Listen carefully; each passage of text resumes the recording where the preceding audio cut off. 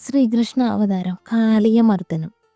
മാതൃസ്വപത്നിയായ കദ്രു കാരണം ഗരുഡന്റെ മാതാവിന് ദാസ്യപ്രവൃത്തി ചെയ്യേണ്ടി വന്നു. അത് കാരണം കദ്രുവിൻ്റെ പുത്രന്മാരായ സർപ്പങ്ങളുടെ ബന്ധനശത്രുവാക്കി തീർന്നു ഗരുഡൻ. കോപം കൊണ്ട് അന്ധനായി തീർന്ന ഗരുഡൻ കാണുന്ന സർപ്പങ്ങളെയെല്ലാം കൊന്നു തിന്നാൻ തുടങ്ങി. ഒരു വിവേചനവും കൂടാതെ സർപ്പങ്ങളുടെ നാശം വരുത്തുകയായിരുന്നു ഗരുഡന്റെ ഉദ്ദേശം. സർപ്പങ്ങളോട് അത്രയധികം കോപമുണ്ടായിരുന്നു ഗരുഡൻ്റെ.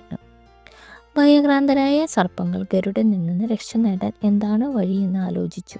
ഒടുവിൽ ഗരുഡനുമായി സംസാരിച്ച് ഒരു സന്ധി ഉണ്ടാക്കി. അതെന്താണെന്ന് വെച്ചാൽ ഓരോ ദിവസവും ഓരോ സർപ്പം ഗരുഡന് ഭക്ഷണമായി ചെല്ലുക. ഗരുഡൻ സമ്മതിച്ചു. അങ്ങനെ കുറച്ചുനാൾ കഴിഞ്ഞപ്പോൾ സർപ്പങ്ങളുടെ വംശം തന്നെ നശിച്ചു പോകുമെന്ന അവസ്ഥയായി. അപ്പോൾ സർപ്പങ്ങൾ ഗരുഡൻ്റെ മുന്നിൽ വേറൊരു വ്യവസ്ഥ വെച്ചു. ദിവസവും ഓരോ സർപ്പം എന്നതിന് പകരമായി എല്ലാ പൗർണമി ദിവസവും ജനങ്ങൾ നൽകുന്ന സർപ്പബലിയുടെ ഹവസ് ഗരുഡന് നൽകുക. ഈ വ്യവസ്ഥയും ഗരുഡൻ സമ്മതിച്ചു. എന്നാൽ ഭീകരനും പുഷ്കരനുമായ കാളിയൻ എന്ന സർപ്പത്തിന് ഈ വ്യവസ്ഥകളൊന്നും ഇഷ്ടപ്പെട്ടില്ല. ഒരു പക്ഷിയുടെ മുന്നിൽ വംശനാശം തോൽക്കുന്നത് തികഞ്ഞ അപമാനമാണെന്ന് കാളിയൻ്റെ അഭിപ്രായമായിരുന്നു. ഒരു ദിവസം കാളിയൻ സർപ്പശ്രേഷ്ഠന്മാരെ വിളിച്ച് ഇങ്ങനെ പറഞ്ഞു: കശ്യപ പ്രജാപതിയുടെ സന്താനങ്ങളാണ് നമ്മൾ. ഗരുഡനും അദ്ദേഹത്തിൻ്റെ പുത്രനാണ്. അതുകൊണ്ട് അവൻ്റെ മുന്നിൽ അടിയറവ് പറയേണ്ട ആവശ്യം നമുക്കില്ല. നമ്മൾ ഗരുഡനേക്കാൾ ഒട്ടും മോശക്കാരല്ലെന്ന് തെളിയിച്ചു കൊടുക്കണം. അതുകൊണ്ട് ഇനി മുതൽ അവന് അവകാശപ്പെട്ട ഹവസ് ഞാനാണ് ഭക്ഷിക്കുന്നത്. മറ്റു സർപ്പങ്ങളെല്ലാം അത് സമ്മതിച്ചു. അവർക്ക് സമ്മതിക്കാതെ തരമില്ല. കാളിയൻ അത്ര ഭീകരനാണ്. അവനോട് എതിർക്കാൻ ആർക്കും ധൈര്യമില്ല. അന്നു മുതൽ ഗരുഡന് അവകാശപ്പെട്ട ഹവിസ് കാളിയൻ ഭക്ഷിക്കാൻ തുടങ്ങി. വിവരമറിഞ്ഞ ഗരുഡൻ നാഗസങ്കേതമായ രമണക ദ്വീപിലെത്തി. ഗരുഡൻ പാഞ്ഞു വരുന്നത് കണ്ട് അവനോട് ഏറ്റുമുട്ടാൻ കാളിയനും തയ്യാറായി. രണ്ടുപേരും തമ്മിൽ ഭയങ്കര പോരുണ്ടായി. ആരും മോശക്കാരല്ലോ. അവസാനം കാളിയൻ പരവശനായി. ഗത്യന്തരമില്ലാതെ രക്ഷപ്പെടാനായി കാളിയൻ കാളിന്തി നദിയിലേക്ക് ഓടി. പണ്ട് വിഷ്ണുഭക്തനായ സൗബരി എന്ന മഹർഷി കാളിന്തിയിൽ നിന്ന് തപസ് ചെയ്യുന്നുണ്ടായിരുന്നു. അപ്പോൾ അതുവഴി വന്ന ഗരുഡൻ കാളിന്തി നദിയിലെ മത്സ്യക്കൂട്ടങ്ങളെ കണ്ട് അതിൽ നിന്നൊന്നിനെ കൊത്തിയെടുത്തു. മത്സ്യത്തെ കൊത്തിയെടുത്ത് കൊണ്ടുപോകുമ്പോൾ അതിൻ്റെ ശരീരത്തിലെ വഴുക്കലുള്ള ജലം കുറച്ച് മഹർഷിയുടെ ദേഹത്ത് വീണു. കോപിഷ്ഠനായ മഹർഷി ഗരുഡനെ ശപിച്ചു. എൻ്റെ ദേഹം അശുദ്ധമാക്കുകയും തപസ് മുടക്കുകയും ചെയ്തവൻ ആരായാലും അവൻ ഈ പരിസരത്തെങ്ങാൻ വന്നാൽ അവൻ്റെ തല പൊട്ടിച്ചിതറി മരിച്ചു പോകട്ടെ. ഇതായിരുന്നു ശാപം. ശാപവിവരം അറിഞ്ഞ ഗരുഡൻ അങ്ങോട്ടൊന്നും വരികയില്ല എന്ന് ഉറപ്പുള്ളതുകൊണ്ടാണ് കാളിയൻ കുടുംബസമേതം കാളിന്തിയിലേക്ക് താമസം മാറ്റിയത്. ധേനുകൻ എന്ന രാക്ഷസനെ വധിച്ചതിൻ്റെ അടുത്ത ദിവസം കൃഷ്ണനും കൂട്ടുകാരും കാലികളെ മേയ്ക്കാൻ വനത്തിലേക്ക് പുറപ്പെട്ടു. അന്ന് ബലരാമൻ അവരോടൊപ്പം ഉണ്ടായിരുന്നില്ല. ധേനുകൻ എന്ന രാക്ഷസനെ വധിച്ച സംഭവം അറിഞ്ഞ് ഭയപ്പെട്ട രോഹിണി അന്ന് മകനെ കാട്ടിൽ പോകാൻ അനുവദിച്ചില്ല. കണ്ണനോട് പോകരുതെന്ന് യശോദ നിർബന്ധിച്ചെങ്കിലും കണ്ണൻ അനുസരിച്ചില്ല. കണ്ണൻ ഇടയ്ക്കിടെ മനോഹരമായ വേണുഗാനം കൊണ്ട് എല്ലാവരെയും സന്തോഷിപ്പിച്ചുകൊണ്ടിരുന്നു. കൂട്ടുകാരനായ സുദാമാവ് കണ്ണനോട് പറഞ്ഞു: നമ്മൾ എത്തിയിരിക്കുന്ന സ്ഥലം വളരെ മോശമാണ്. ഇവിടെ പശുക്കൾക്ക് തിന്നാൻ ഒന്നുമില്ല. നമുക്കിവിടെ നിന്ന് പോകാം. എല്ലാവരും സമ്മതിച്ചു. നേരം ഉച്ചയായി. ദാഹിച്ചു വലഞ്ഞ ഗോപന്മാരും പശുക്കളും കാളിന്തി നദിയിലെ ഒരു കയത്തിൽ നിന്ന് വെള്ളം കുടിച്ചു. അധികം വൈകാതെ അവരെല്ലാം മരിച്ചു വീണു. കണ്ണൻ അതിൻ്റെ കാര്യം മനസ്സിലായി. തൻ്റെ കടാശമാകുന്ന അമൃതധാര കണ്ണൻ അവരുടെ മേൽ വർഷിച്ചു. അവരെല്ലാം ഉറക്കമുണർന്നവരെ പോലെ എഴുന്നേറ്റു. കാളിയൻ എന്ന സർപ്പത്തിൽ നിന്ന് വമിച്ചുകൊണ്ടിരിക്കുന്ന വിഷം കലർന്ന് കാളിന്തിയിലെ ജലം മുഴുവൻ വിഷമയമായിരുന്നു. അതുകൊണ്ടാണ് നദിയിലെ വെള്ളം കുടിച്ചപ്പോൾ ഗോപന്മാരും ഗോക്കളും മരിച്ചു വീണത്. കാളിയൻ്റെ അഹങ്കാരം ശമിപ്പിക്കണമെന്ന് കണ്ണൻ നിശ്ചയിച്ചു. പണ്ട് ഗരുഡൻ തൻ്റെ മാതാവായ വിനീതയുടെ ദാസ്യവൃത്തി മാറ്റാൻ വേണ്ടി ദേവലോകത്തു നിന്ന് അമൃത കലശവുമായി ഭൂമിയിലേക്ക് വരുമ്പോൾ കാളിന്തി നദിയുടെ കരയിൽ നിന്നിരുന്ന ഒരു കടമ്പ് വൃക്ഷത്തിൽ ഇരുന്ന് വിശ്രമിച്ചു. അപ്പോൾ കുടത്തിലുണ്ടായിരുന്ന അമൃതിൻ്റെ ഏതാനും തുള്ളികൾ വീണ് ഈ വൃക്ഷത്തിൻ്റെ കൊമ്പിൽ വീണിരുന്നു. കാളിന്തി നദിയിലെ ജലം മുഴുവൻ വിഷമയമായപ്പോൾ അവിടെ ഉണ്ടായിരുന്ന സസ്യജാലങ്ങളെല്ലാം കരിഞ്ഞുപോയി. എന്നാൽ അമൃത സ്പർശമുണ്ടായത് മാത്രം കടമ്പ് വൃക്ഷം മാത്രം കരിയാതെ നിന്നു. ആ ഭാഗത്തു കൂടി പോകുന്ന പക്ഷികൾ പോലും വിഷജ്വാലയേറ്റ് മരിച്ചു വീണു. കണ്ണൻ കടമ്പു മരത്തിൻ്റെ മുകളിൽ കയറി. കാളിയനെയും അവൻ്റെ ഭാര്യയെയും മക്കളെയും കണ്ടു. അവൻ്റെ അഹങ്കാര പ്രകടനങ്ങളെല്ലാം നോക്കി നിന്നു. കണ്ണൻ ആ കയത്തിലേക്ക് എടുത്തു ചാടി. വീഴ്ചയുടെ ശക്തി കൊണ്ട് നദീജലം ഇളകി മറിഞ്ഞു.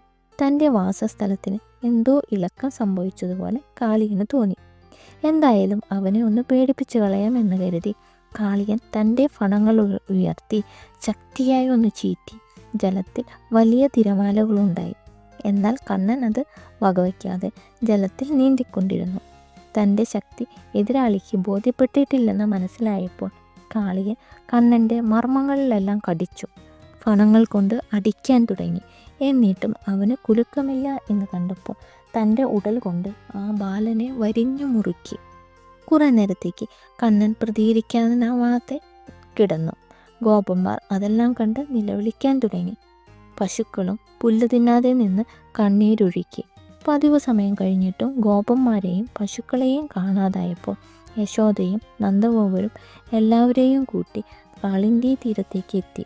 അവിടെ എത്തിയപ്പോൾ കൂട്ടുകാർ കണ്ണൻ നദിയിലേക്ക് നീന്തിപ്പോയെന്നും മറ്റു സംഭവങ്ങളുമെല്ലാം വിവരിച്ചു. യശോദ കരയാൻ തുടങ്ങി. നന്ദഗോപർക്ക് സങ്കടം സഹിക്കാൻ വയ്യാതായി. കൃഷ്ണൻ ഒന്നും സംഭവിക്കില്ല എന്ന് പറഞ്ഞ ബലരാമൻ അവരെ ആശ്വസിപ്പിച്ചു. എന്നിട്ടും ആശ്വസിക്കാനാവാത്ത യശോദയും നന്ദഗോപനും തളർന്നു. കാളിയൻ്റെ ചുറ്റുകൾക്കിടയിൽപ്പെട്ട് നിസ്സഹായനായി പൊങ്ങിക്കിടക്കുന്ന കണ്ണനെ കണ്ട് അസഹ്യമായ ദുഃഖത്തോടെ നന്ദഗോപരും യശോദയും പുഴയിലേക്ക് ചാടാനൊരുങ്ങി. ദുഃഖിച്ചു നിൽക്കുന്ന തൻ്റെ പ്രിയപ്പെട്ടവരെ ഇനിയും വിഷമിപ്പിക്കുന്നത് ശരിയല്ല എന്ന് കരുതി കണ്ണൻ കാളിയൻ്റെ ചുറ്റിനകത്ത് കിടന്ന് വികസിക്കാൻ തുടങ്ങി. കണ്ണൻ്റെ ശരീരം വീർത്ത് തൻ്റെ ശരീരം പൊട്ടിപ്പോകുമെന്ന് കാളിയന് തോന്നി. കാളിയൻ തൻ്റെ ചുറ്റ് അയച്ച് കണ്ണൻ്റെ നേർക്ക് വിഷം ചീറ്റി. എന്നാൽ ഈ ഘോരവിഷമൊന്നും കണ്ണനെ ഏശിയതേയില്ല. കണ്ണൻ കാളിയൻ്റെ ഫണത്തിന് മുകളിൽ കയറി നിന്ന് നൃത്തം ചെയ്യാൻ തുടങ്ങി. കുഞ്ഞിക്കാലുകൊണ്ടുള്ള ചവിട്ട് കാളിയന് താങ്ങാനായില്ല. മസ്തകങ്ങൾ ചതഞ്ഞ് ഹൃദയം പൊട്ടിപ്പോകുന്ന പോലെ വേദന സഹിക്കാൻ പറ്റാതെയായി. അവൻ രക്തം ഛർദ്ദിക്കാൻ തുടങ്ങി. ഫണങ്ങൾ താന്നു, കണ്ണുകൾ തുറിച്ചു. കാളിയൻ്റെ ദയനീയാവസ്ഥ കണ്ട് കാളിയൻ്റെ പത്നിമാർ കണ്ണൻ്റെ മുൻപിൽ വന്ന് മാപ്പപേക്ഷിച്ചു. അടിയങ്ങളെ വിധവകളാക്കരുതേ എന്ന വിലാപം കണ്ണൻ്റെ ഹൃദയത്തെ അലിയിച്ചു. കാളിയൻ്റെ അഹങ്കാരം ശമിച്ച് അവൻ കണ്ണനെ സ്തുതിക്കാൻ തുടങ്ങി. ഭഗവാനെ, എനിക്ക് അങ്ങയെ വേണ്ട വിധത്തിൽ മനസ്സിലാക്കാനായില്ല. മൂഢനായ ഞാൻ അറിയാതെ ചെയ്ത അപരാധങ്ങൾ അങ്ങ് ക്ഷമിക്കണേ. എല്ലാത്തിനും കാരണഭൂതനായ അവിടുന്ന് എന്നെ അനുഗ്രഹിച്ചാലും നിഗ്രഹിച്ചാലും ഒരുപോലെ മോക്ഷദായകമാണല്ലോ ഭഗവാനെ. ഇങ്ങനെ സ്തുതിച്ചുകൊണ്ട് നിൽക്കുന്ന കാളിയനോട് ഭഗവാൻ പറഞ്ഞു, ഇനി അങ്ങ് ദുഃഖിക്കേണ്ട. അങ്ങയുടെ ഭക്തി കണ്ട് ഞാൻ പ്രസാദിച്ചിരിക്കുന്നു. എന്നെ ശരണം പ്രാപിക്കുന്നവർക്ക് ഒരിക്കലും ഒരു ദുഃഖവും ഉണ്ടാകില്ല. അങ്ങ് ഇനി ഭാര്യമാരോടും കുട്ടികളോടും കൂടി രമണക ദ്വീപിൽ വന്ന് സുഖമായി വസിച്ചോളൂ. ഈ നദിയിലെ ജലം എല്ലാവർക്കും സുഖമായി അനുഭവിക്കാൻ സാധിക്കണം. ഭഗവാൻ അരുളി ചെയ്തപ്പോൾ കാളിയൻ അല്പം ആകുലതയോടെ പറഞ്ഞു, മഹാവിഷ്ണു ഭക്തപ്രിയ, അങ്ങ് പറഞ്ഞതുപോലെ രമണക ദ്വീപിലേക്ക് പോകാൻ ഞാൻ ഒരുക്കമാണ്. എന്നാൽ ഗരുഡനെ പേടിച്ച് അവിടെ താമസിക്കാൻ വയ്യാത്തതുകൊണ്ടാണ് ഇങ്ങോട്ട് ഓടിപ്പോന്നത്. ഗരുഡൻ ഇങ്ങോട്ട് വരില്ല എന്ന് ഉറപ്പുള്ളത് കൊണ്ടാണ് ഇവിടെ താമസിച്ചത്. എൻ്റെ പാദചിഹ്നങ്ങൾ നിൻ്റെ തലയിൽ ഉള്ളതുകൊണ്ട് നിന്നെയും നിൻ്റെ ബന്ധുജനങ്ങളെയും ഇനി ഗരുഡൻ ഉപദ്രവിക്കില്ല എന്ന് പറഞ്ഞ് ഭഗവാൻ കാളിയനെ അനുഗ്രഹിച്ചു.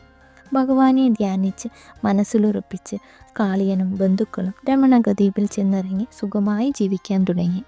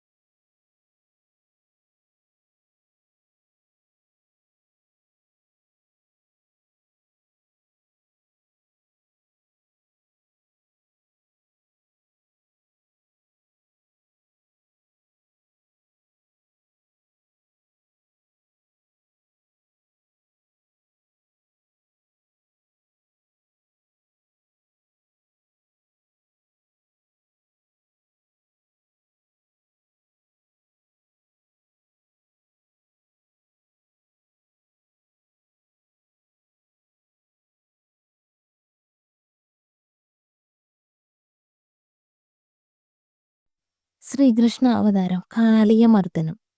മാതൃസ്വപത്നിയായ കദ്രു കാരണം ഗരുഡന്റെ മാതാവിന് ദാസ്യപ്രവൃത്തി ചെയ്യേണ്ടി വന്നു. അത് കാരണം കദ്രുവിന്റെ പുത്രന്മാരായ സർപ്പങ്ങളുടെ ബന്ധശത്രുവാക്കിത്തീർന്നു ഗരുഡൻ.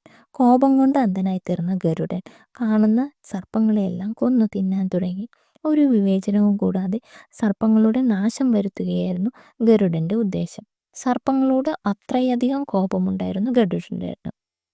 ഭയഭ്രാന്തരായ സർപ്പങ്ങൾ ഗരുഡനിൽ നിന്ന് രക്ഷ നേടാൻ എന്താണ് വഴിയെന്ന് ആലോചിച്ചു. ഒടുവിൽ ഗരുഡനുമായി സംസാരിച്ച് ഒരു സന്ധി ഉണ്ടാക്കി. അതെന്താണെന്ന് വെച്ചാൽ ഓരോ ദിവസവും ഓരോ സർപ്പം ഗരുഡന് ഭക്ഷണമായി ചെല്ലുക. ഗരുഡൻ സമ്മതിച്ചു. അങ്ങനെ കുറച്ചുനാൾ കഴിഞ്ഞപ്പോൾ സർപ്പങ്ങളുടെ വംശം തന്നെ നശിച്ചു പോകുമെന്ന അവസ്ഥയായി. അപ്പോൾ സർപ്പങ്ങൾ ഗരുഡന്റെ മുന്നിൽ വേറൊരു വ്യവസ്ഥ വെച്ചു. ദിവസവും ഓരോ സർപ്പം എന്നതിന് പകരമായി എല്ലാ പൗർണമി ദിവസവും ജനങ്ങൾ നൽകുന്ന സർപ്പബലിയുടെ ഹവസ് ഗരുഡന് നൽകുക. ഈ വ്യവസ്ഥയും ഗരുഡൻ സമ്മതിച്ചു. എന്നാൽ ഭീകരനും പുഷ്കരനുമായ കാളിയൻ എന്ന സർപ്പത്തിന് ഈ വ്യവസ്ഥകളൊന്നും ഇഷ്ടപ്പെട്ടില്ല. ഒരു പക്ഷിയുടെ മുന്നിൽ വംശനാശം തോൽക്കുന്നത് തികഞ്ഞ അപമാനമാണെന്ന് കാളിയന്റെ അഭിപ്രായമായിരുന്നു. ഒരു ദിവസം കാളിയൻ സർപ്പശ്രേഷ്ഠന്മാരെ വിളിച്ച് ഇങ്ങനെ പറഞ്ഞു: കശ്യപ പ്രജാപതിയുടെ സന്താനങ്ങളാണ് നമ്മൾ. ഗരുഡനും അദ്ദേഹത്തിന്റെ പുത്രനാണ്. അതുകൊണ്ട് അവന്റെ മുന്നിൽ അടിയറവ് പറയേണ്ട ആവശ്യം നമുക്കില്ല. നമ്മൾ ഗരുഡനേക്കാൾ ഒട്ടും മോശക്കാരല്ലെന്ന് തെളിയിച്ചു കൊടുക്കണം. അതുകൊണ്ട് ഇനി മുതൽ അവന് അവകാശപ്പെട്ട ഹവസ് ഞാനാണ് ഭക്ഷിക്കുന്നത്. മറ്റു സർപ്പങ്ങളെല്ലാം അത് സമ്മതിച്ചു. അവർക്ക് സമ്മതിക്കാതെ തരമില്ല. കാളിയൻ അത്ര ഭീകരനാണ്. അവനോട് എതിർക്കാൻ ആർക്കും ധൈര്യമില്ല. അന്നു മുതൽ ഗരുഡന് അവകാശപ്പെട്ട ഹവിസ് കാളിയൻ ഭക്ഷിക്കാൻ തുടങ്ങി. വിവരമറിഞ്ഞ ഗരുഡൻ നാഗസങ്കേതമായ രമണക ദ്വീപിലെത്തി. ഗരുഡൻ പാഞ്ഞു വരുന്നത് കണ്ട് അവനോട് ഏറ്റുമുട്ടാൻ കാളിയനും തയ്യാറായി. രണ്ടുപേരും തമ്മിൽ ഭയങ്കര പോരുണ്ടായി. ആരും മോശക്കാരല്ലല്ലോ. അവസാനം കാളിയൻ പരവശനായി. ഗത്യന്തരമില്ലാതെ രക്ഷപ്പെടാൻ ആയി കാളിയൻ കാളിന്തി നദിയിലേക്ക് ഓടി. പണ്ട് വിഷ്ണുഭക്തനായ സൗബരി എന്ന മഹർഷി കാളിന്തിയിൽ നിന്ന് തപസ് ചെയ്യുന്നുണ്ടായിരുന്നു. അപ്പോൾ അതുവഴി വന്ന ഗരുഡൻ കാളിന്തി നദിയിലെ മത്സ്യക്കൂട്ടങ്ങളെ കണ്ട് അതിൽ നിന്നൊന്നിനെ കൊത്തിയെടുത്തു. മത്സ്യത്തെ കൊത്തിയെടുത്ത് കൊണ്ടുപോകുമ്പോൾ അതിൻ്റെ ശരീരത്തിലെ വഴുക്കലുള്ള ജലം കുറച്ച് മഹർഷിയുടെ ദേഹത്ത് വീണു. കോപിഷ്ഠനായ മഹർഷി ഗരുഡനെ ശപിച്ചു. എൻ്റെ ദേഹം അശുദ്ധമാക്കുകയും തപസ് മുടക്കുകയും ചെയ്തവൻ ആരായാലും അവൻ ഈ പരിസരത്തെങ്ങാൻ വന്നാൽ അവൻ്റെ തല പൊട്ടിച്ചിതറി മരിച്ചു പോകട്ടെ. ഇതായിരുന്നു ശാപം. ശാപവിവരം അറിഞ്ഞ ഗരുഡൻ അങ്ങോട്ടൊന്നും വരികയില്ല എന്ന് ഉറപ്പുള്ളതുകൊണ്ടാണ് കാളിയൻ കുടുംബസമേതം കാളിന്തിയിലേക്ക് താമസം മാറ്റിയത്. ധേനുകൻ എന്ന രാക്ഷസനെ വധിച്ചതിൻ്റെ അടുത്ത ദിവസം കൃഷ്ണനും കൂട്ടുകാരും കാലികളെ മേയ്ക്കാൻ വനത്തിലേക്ക് പുറപ്പെട്ടു. അന്ന് ബലരാമൻ അവരോടൊപ്പം ഉണ്ടായിരുന്നില്ല. ധേനുകൻ എന്ന രാക്ഷസനെ വധിച്ച സംഭവം അറിഞ്ഞ് ഭയപ്പെട്ട രോഹിണി അന്ന് മകനെ കാട്ടിൽ പോകാൻ അനുവദിച്ചില്ല. കണ്ണനോട് പോകരുതെന്ന് യശോദ നിർബന്ധിച്ചെങ്കിലും കണ്ണൻ അനുസരിച്ചില്ല. കണ്ണൻ ഇടയ്ക്കിടെ മനോഹരമായ വേണുഗാനം കൊണ്ട് എല്ലാവരെയും സന്തോഷിപ്പിച്ചുകൊണ്ടിരുന്നു. കൂട്ടുകാരനായ സുദാമാവ് കണ്ണനോട് പറഞ്ഞു: നമ്മൾ എത്തിയിരിക്കുന്ന സ്ഥലം വളരെ മോശമാണ്. ഇവിടെ പശുക്കൾക്ക് തിന്നാൻ ഒന്നുമില്ല. നമുക്ക് ഇവിടെ നിന്ന് പോകാം. എല്ലാവരും സമ്മതിച്ചു. നേരം ഉച്ചയായി. ദാഹിച്ചു വലഞ്ഞ ഗോപന്മാരും പശുക്കളും കാളിന്തി നദിയിലെ ഒരു കയത്തിൽ നിന്ന് വെള്ളം കുടിച്ചു. അധികം വൈകാതെ അവരെല്ലാം മരിച്ചു വീണു. കണ്ണൻ അതിൻ്റെ കാര്യം മനസ്സിലായി. തൻ്റെ കടാക്ഷമാകുന്ന അമൃതധാര കണ്ണൻ അവരുടെ മേൽ വർഷിച്ചു. അവരെല്ലാം ഉറക്കമുണർന്നവരെ പോലെ എഴുന്നേറ്റു. കാളിയൻ എന്ന സർപ്പത്തിൽ നിന്ന് വമിച്ചുകൊണ്ടിരിക്കുന്ന വിഷം കലർന്ന കാളിന്തിയിലെ ജലം മുഴുവൻ വിഷമയമായിരുന്നു. അതുകൊണ്ടാണ് നദിയിലെ വെള്ളം കുടിച്ചപ്പോൾ ഗോപന്മാരും ഗോക്കളും മരിച്ചു വീണത്. കാളിയന്റെ അഹങ്കാരം ശമിപ്പിക്കണമെന്ന് കണ്ണൻ നിശ്ചയിച്ചു. പണ്ട് ഗരുഡൻ തൻ്റെ മാതാവായ വിനീതയുടെ ദാസ്യവൃത്തി മാറ്റാൻ വേണ്ടി ദേവലോകത്തു നിന്ന് അമൃത കലശവുമായി ഭൂമിയിലേക്ക് വരുമ്പോൾ കാളിന്തി നദിയുടെ കരയിൽ നിന്നിരുന്ന ഒരു കടമ്പ് വൃക്ഷത്തിൽ ഇരുന്നു വിശ്രമിച്ചു. അപ്പോൾ കുടത്തിലുണ്ടായിരുന്ന അമൃതിൻ്റെ ഏതാനും തുള്ളികൾ വീണ് ഈ വൃക്ഷത്തിൻ്റെ കൊമ്പിൽ വീണിരുന്നു. കാളിന്തി നദിയിലെ ജലം മുഴുവൻ വിഷമയമായപ്പോൾ അവിടെയുണ്ടായിരുന്ന സസ്യജാലങ്ങളെല്ലാം കരിഞ്ഞുപോയി. എന്നാൽ അമൃത സ്പർശമുണ്ടായത് മാത്രം കടമ്പ് വൃക്ഷം മാത്രം കരിയാതെ നിന്നു. ആ ഭാഗത്തുകൂടി പോകുന്ന പക്ഷികൾ പോലും വിഷജ്വാലയേറ്റ് മരിച്ചു വീണു. കണ്ണൻ കടമ്പു മരത്തിൻ്റെ മുകളിൽ കയറി. കാളിയനെയും അവന്റെ ഭാര്യയെയും മക്കളെയും കണ്ടു. അവന്റെ അഹങ്കാര പ്രകടനങ്ങളെല്ലാം നോക്കി നിന്നു. കണ്ണൻ ആ കയത്തിലേക്ക് എടുത്തു ചാടി. വീഴ്ചയുടെ ശക്തി കൊണ്ട് നദീജലം ഇളകി മറിഞ്ഞു. തന്റെ വാസസ്ഥലത്തിന് എന്തോ ഇളക്കം സംഭവിച്ചതുപോലെ കാളിയന് തോന്നി. എന്തായാലും അവനെ ഒന്ന് പേടിപ്പിച്ചു കളയാം എന്ന് കരുതി കാളിയൻ തന്റെ ഫണങ്ങൾ ഉയർത്തി ശക്തിയായി ഒന്ന് ചീറ്റി. ജലത്തിൽ വലിയ തിരമാലകളുണ്ടായി. എന്നാൽ കണ്ണൻ അത് വകവയ്ക്കാതെ ജലത്തിൽ നീന്തിക്കൊണ്ടിരുന്നു. തന്റെ ശക്തി എതിരാളിക്ക് ബോധ്യപ്പെട്ടിട്ടില്ലെന്ന് മനസ്സിലായപ്പോൾ കാളിയൻ കണ്ണന്റെ മർമ്മങ്ങളിലെല്ലാം കടിച്ചു. ഫണങ്ങൾ കൊണ്ട് അടിക്കാൻ തുടങ്ങി. എന്നിട്ടും അവന് കുലുക്കമില്ല എന്ന് കണ്ടപ്പോൾ തന്റെ ഉടൽ കൊണ്ട് ആ ബാലനെ വരിഞ്ഞു മുറുക്കി.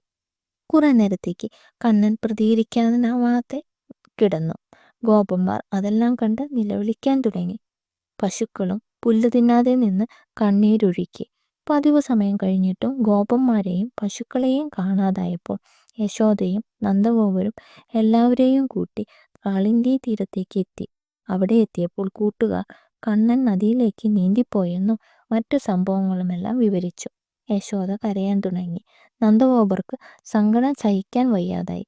കൃഷ്ണൻ ഒന്നും സംഭവിക്കില്ല എന്ന് പറഞ്ഞ് ബലരാമൻ അവരെ ആശ്വസിപ്പിച്ചു.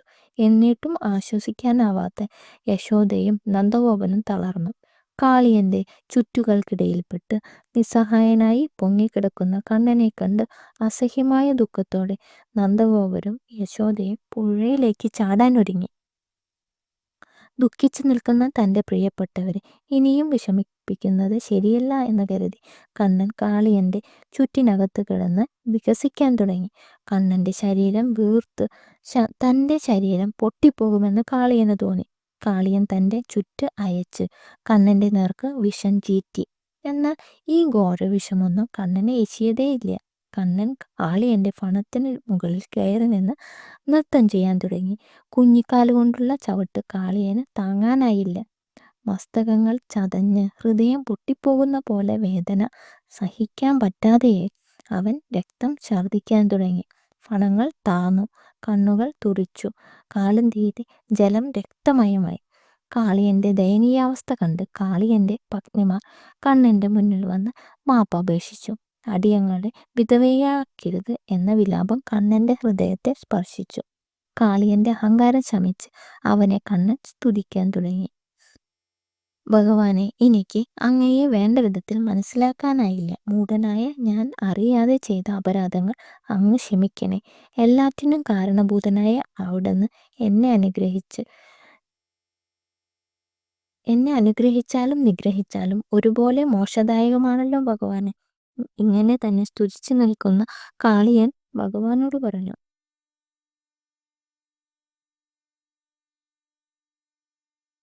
കാളിയന്റെ ദയനീയാവസ്ഥ കണ്ട് കാളിയന്റെ പത്നിമാർ കണ്ണന്റെ മുൻപിൽ വന്ന് മാപ്പപേക്ഷിച്ചു. അടിയങ്ങളെ വിധവകളാക്കരുതേ എന്ന വിലാപം കണ്ണന്റെ ഹൃദയത്തെ അലിയിച്ചു. കാളിയന്റെ അഹങ്കാരം ക്ഷമിച്ച് അവൻ കണ്ണനെ സ്തുതിക്കാൻ തുടങ്ങി. ഭഗവാനെ, എനിക്ക് അങ്ങയെ വേണ്ട വിധത്തിൽ മനസ്സിലാക്കാനായില്ല. മൂഢനായ ഞാൻ അറിയാതെ ചെയ്ത അപരാധങ്ങൾ അങ്ങ് ക്ഷമിക്കണേ.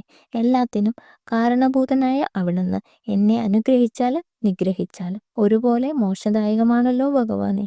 ഇങ്ങനെ സ്തുതിച്ചുകൊണ്ട് നിൽക്കുന്ന കാളിയനോട് ഭഗവാൻ പറഞ്ഞു, ഇനി അങ്ങ് ദുഃഖിക്കേണ്ട.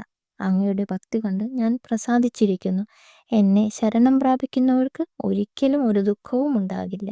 അങ്ങ് ഇനി ഭാര്യമാരോടും കുട്ടികളോടും കൂടി രമണക ദ്വീപിൽ വന്ന് സുഖമായി വസിച്ചോളൂ. ഈ നദിയിലെ ജലം എല്ലാവർക്കും സുഖമായി അനുഭവിക്കാൻ സാധിക്കുന്നു. ഭഗവാൻ അരുളി ചെയ്തപ്പോൾ കാളിയൻ അല്പം ആകുലതയോടെ പറഞ്ഞു, മഹാവിഷ്ണു ഭക്തപ്രിയ, അങ്ങ് പറഞ്ഞതുപോലെ രമണക ദ്വീപിലേക്ക് പോകാൻ ഞാൻ ഒരുക്കമാണ്. എന്നാൽ ഗരുഡനെ പേടിച്ച് അവിടെ താമസിക്കാൻ വയ്യാത്തതുകൊണ്ടാണ് ഇങ്ങോട്ട് ഓടിപ്പോന്നത്. ഗരുഡൻ ഇങ്ങോട്ട് വരില്ല എന്ന് ഉറപ്പുള്ളത് കൊണ്ടാണ് ഇവിടെ താമസിച്ചത്. എൻ്റെ പാദചിഹ്നങ്ങൾ നിന്റെ തലയിൽ ഉള്ളതുകൊണ്ട് നിന്നെയും നിന്റെ ബന്ധുജനങ്ങളെയും ഇനി ഗരുഡൻ ഉപദ്രവിക്കില്ല എന്ന് പറഞ്ഞ് ഭഗവാൻ കാളിയനെ അനുഗ്രഹിച്ചു. ഭഗവാനെ ധ്യാനിച്ച് മനസ്സിലുറപ്പിച്ച് കാളിയനും ബന്ധുക്കളും രമണക ദ്വീപിൽ ചെന്നിറങ്ങി സുഖമായി ജീവിക്കാൻ തുടങ്ങി.